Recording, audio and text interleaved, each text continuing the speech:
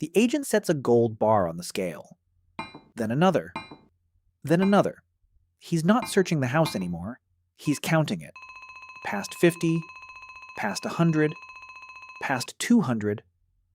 The number stops at 303.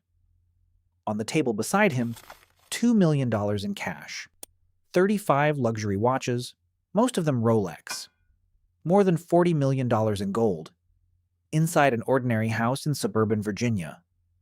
The man who lived here wasn't a smuggler, and he wasn't a banker. For 17 years, he'd been a senior officer at the CIA, and by the time agents arrived, they'd already pulled his file apart line by line.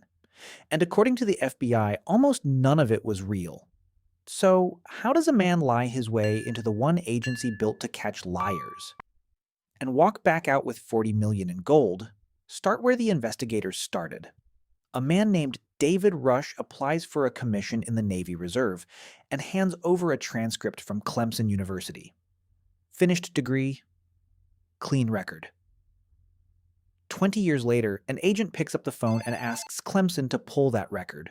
There is no record. Man. He never enrolled, but in 2004, nobody called. They read the page, believed it, and made him an officer. 5 years later, he aims higher.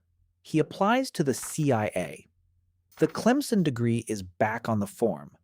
This time there's more.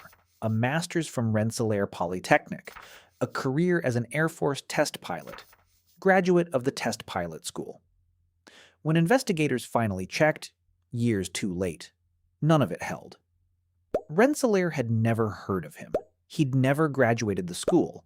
He had never been a test pilot at all. The CIA read the file and handed him a badge.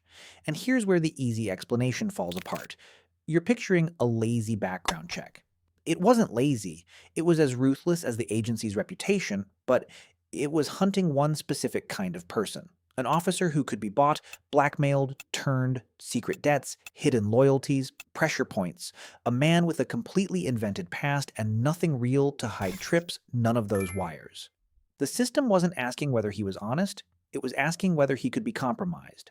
And those are not the same question. So he climbed. Top secret clearance, access to classified material, a desk among the senior executives.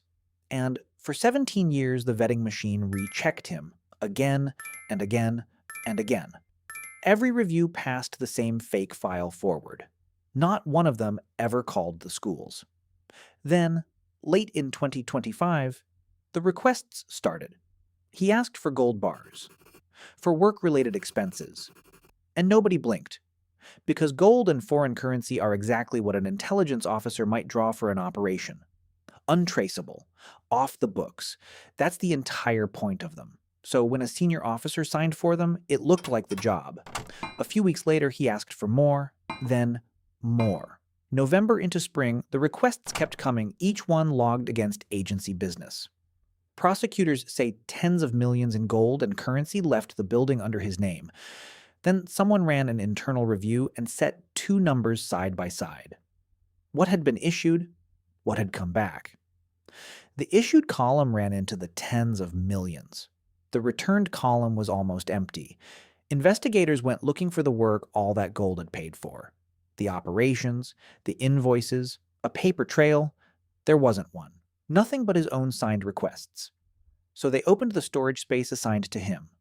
The gold was gone. A thin stack of cash sat where the bars should have been. The director referred it to the FBI. Weeks later, agents stood in that Virginia house, weighing bars one at a time. 303. The cash, the watches. On May 19th, they arrested David Rush and charged him with theft of public money. He never picked a lock. He never breached a server. He filled out forms and signed his name. And that's the part that should unsettle you. The system guarding the CIA was built to catch a traitor, someone who might be bought or turned. It watched his loyalty for 17 years. It never once checked whether the man holding the badge existed. He understood that better than they did. He kept one story straight for almost 20 years and bet that nobody would look past the page. Nobody did.